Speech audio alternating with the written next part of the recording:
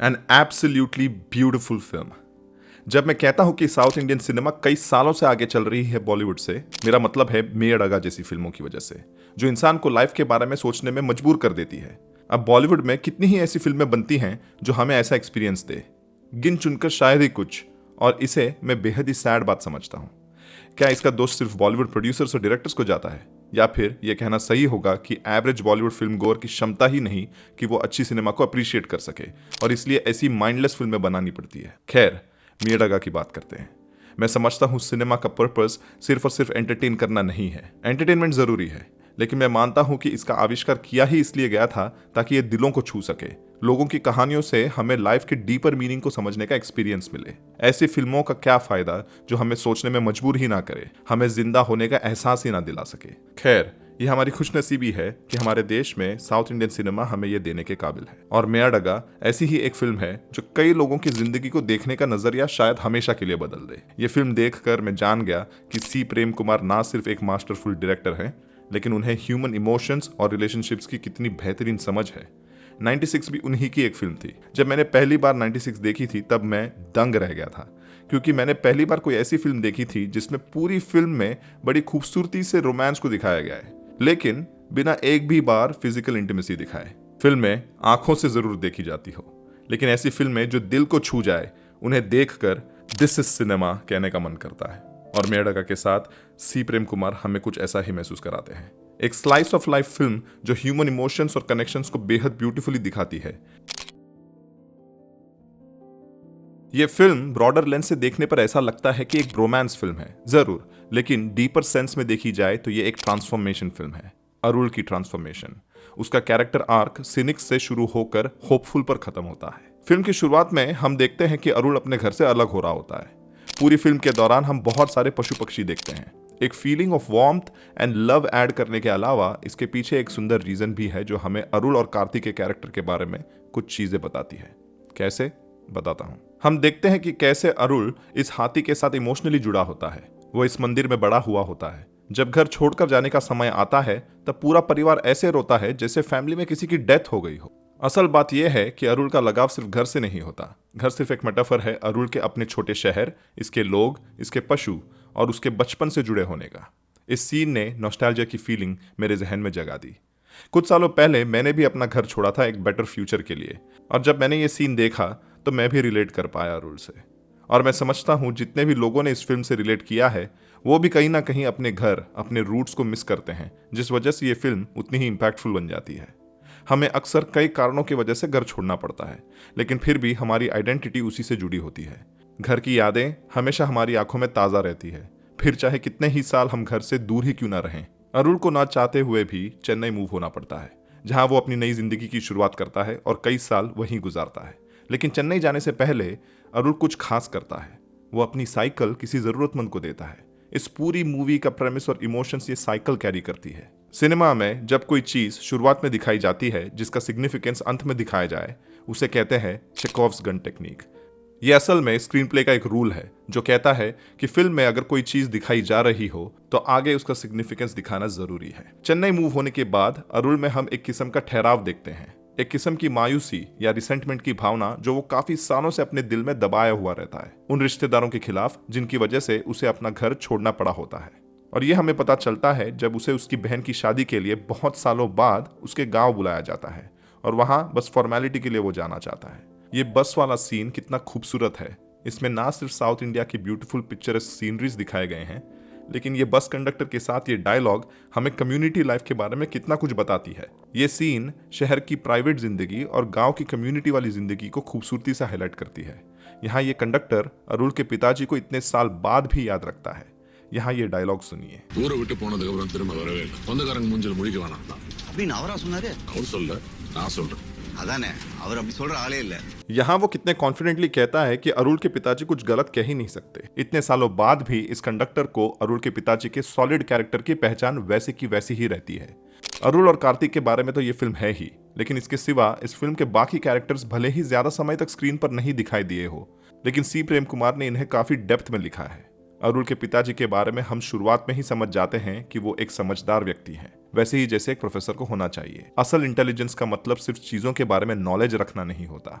Empathy को मैं intelligence का सबसे बड़ा इंडिकेटर समझता हूँ, और ये हम शुरुआत में ही अरुल के पिताजी के बारे में देखते हैं। जब उनके परिवार को बेघर किया जाता है, उसके बावजूद भी वो उनके सिबलिंग्स को बुरा भला नहीं कहते। इनफैक्ट उन्हें वो डिफेंड भी करते हैं, उनका स्टैंड पॉइंट समझते हुए।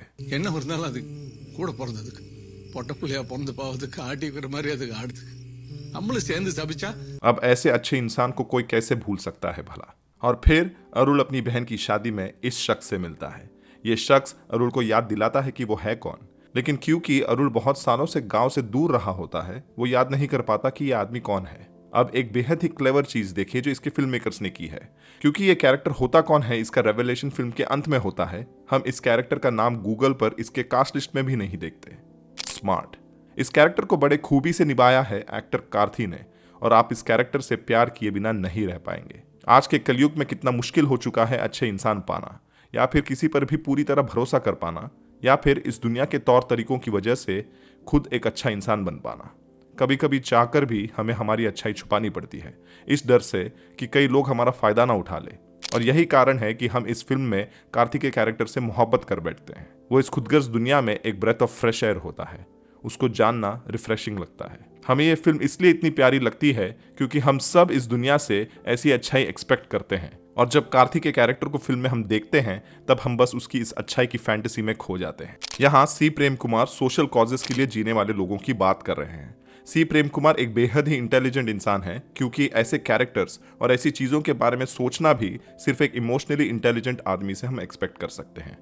वो कहते हैं कि कुछ लोग अपनी जिंदगी बस सोशल कॉजेस के लिए जीते हैं, और वो चाहते थे कि ऐसी किसी इंसान के बारे में वो फिल्म बनाए। ऐसे लोग हमें जिंदगी में बेहद ही कम मिलते हैं जिन्हें वर्ल्डली पोजेशन से मतलब नहीं होता।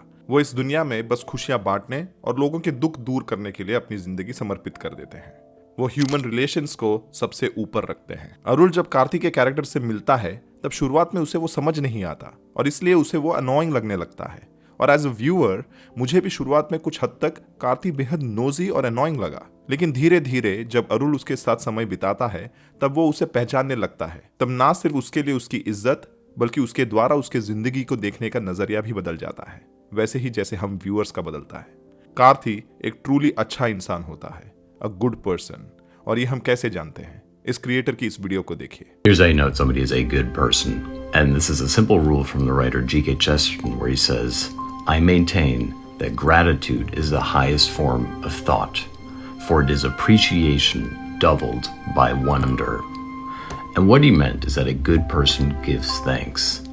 They recognize all that they have instead of focusing on all that they have not.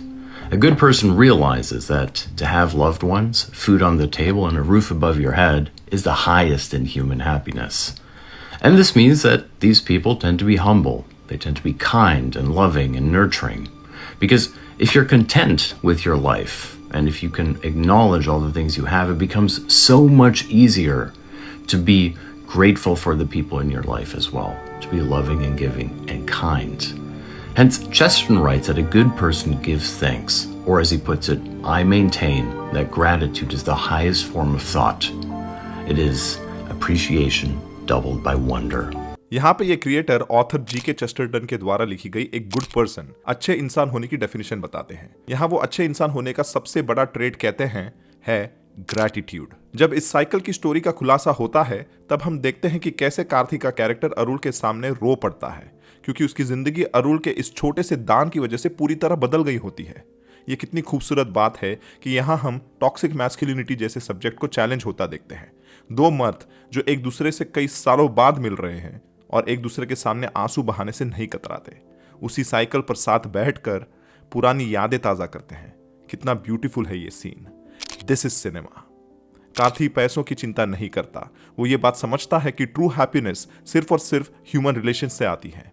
இவன் மட்டும் அப்பா அம்மா வாழ்ந்த வீடு நம்ம பிறந்து வளர்ந்த வீடு விற்க கூடாதுன்னு வீடு தான் ரேட்டு போகும்னு விசாரிச்சேன். அங்கங்க சுத்தி காசு ரெடி பண்ணி அவங்க 2 பேர் பங்கு விட்டு எறிஞ்சிட்டு இப்போ அவ வீடு। इस सीन में वो कहता है क्योंकि उसकी बीवी का मन उसके बचपन के घर से जुड़ा होता है, वो अपनी सारी लाइफ सेविंग्स लगा देता है उस घर को खरीदने के लिए। सोशल कॉजेस के लिए जीने वाला इंसान। कार्ति के लिए पैसों का मायना सिर्फ उतना ही होता है जितना उससे लोगों के लिए खुशी खरीदी जा सके। वो अरुल को भी उसके घर के लिए पैसे देने में संकोच नहीं करता। वो काइंड और नर्चरिंग होता है। उसका पशुओं के लिए लगाव हम देखते हैं जब जड़ीकट्टू का एक सीक्वेंस दिखाया जाता है। वो उसके बुल को अपने बच्चे के समान समझता है। लेकिन एक इंपॉर्टेंट सीन इस फिल्म में यह है कि कार्ति एक सांप को भी अपने घर में पनाह देता है। सांप को हम अक्सर एज मेटाफर यूज करते हैं दुश्मनों के लिए, और कार्ति का कैरेक्टर सांप को भी मन से अपनाता है। और यही अंतर होता है अरुल और कार्ति के बीच। कार्ति का कैरेक्टर अच्छे और बुरे दोनों के लिए एक समान काइंड और एम्पैथेटिक होता है, जबकि अरुल सिर्फ अच्छे के लिए। और इसलिए कार्ति अरुल को उसके रिश्तेदारों को माफ करने को कहता है।